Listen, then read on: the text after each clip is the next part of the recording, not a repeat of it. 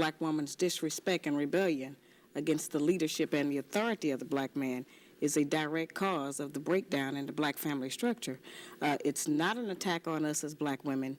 It's just saying that in the breakdown of any relationship, both parties have to take responsibility. And as black women, we have been protected and insulated from any kind of examination about what our share of the responsibility is in the breakdown of the black family.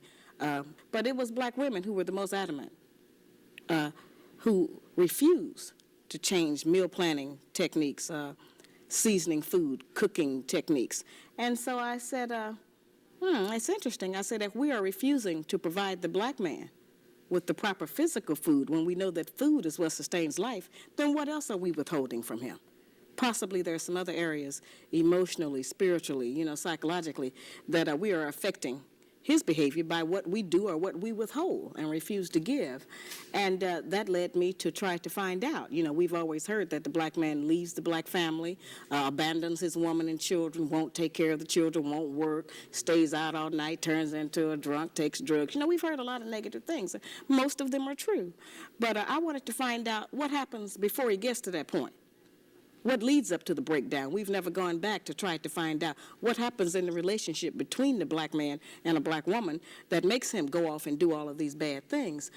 To assume that this is just normal, natural behavior for black men would be to assume that he is naturally bad. And I do not believe that the man that God gave to us as a mate is a naturally bad person. And so I wanted to try to examine what goes on with him. What's his side of the story? We have never had a black woman who actually stood up and said, I'm standing up for the black man's side of the story.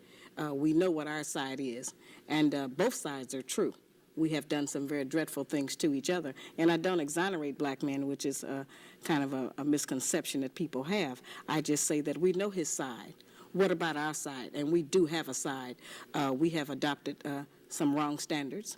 We are judging our men many times by the wrong value system. We are using his children sometimes against him. We have been told that the only benefit that a black man provides in a home is money, and if he does not give us money to take care of those kinds of financial provisions, that he has no value. And what my research has proven to me is that a black man, any man in any home provides much more than financial support. The man provides guidance, instruction, discipline for the children, which we sorely need in our black homes.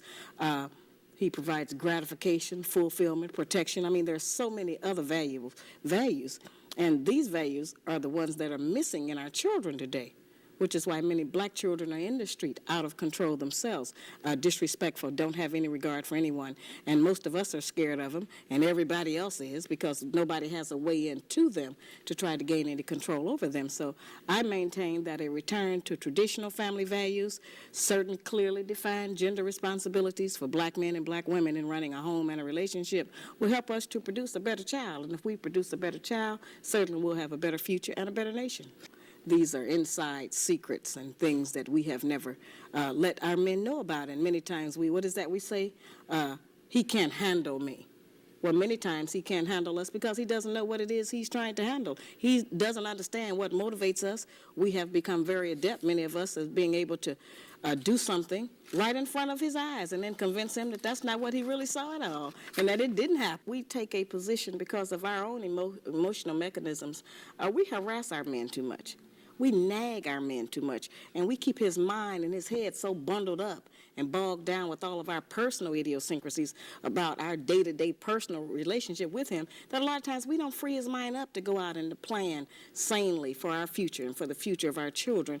Many of them come to us every day, and they almost have to do a wind test. They don't know what's going on. They don't know who they're going to meet because we have a lot of reactions. We tend to think as black women that a successful relationship and one where we're happy is one where everything goes our way.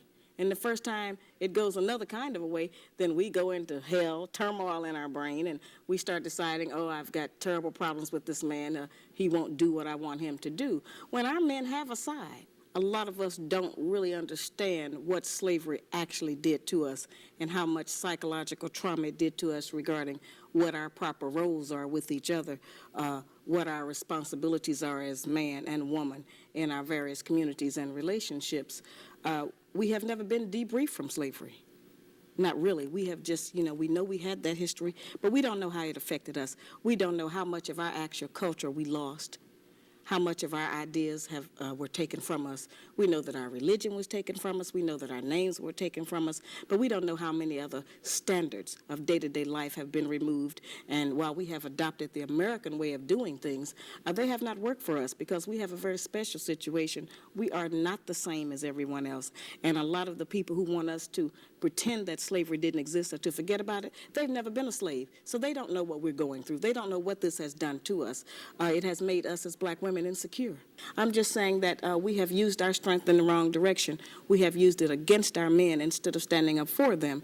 And if we start to support our men and to speak a good word for him publicly, then so many people won't be able to come against him and tear him down. And he won't have to feel so frustrated. And he won't be outside away from us looking for peace of mind with women of other nationalities, because we actually want our own black man. We need him back in our homes, and we want to have one. We're just living in a culture where they're trying to convince us that not only do we not need a man, but there are some other options to having one, and those options mainly are celibacy or lesbianism.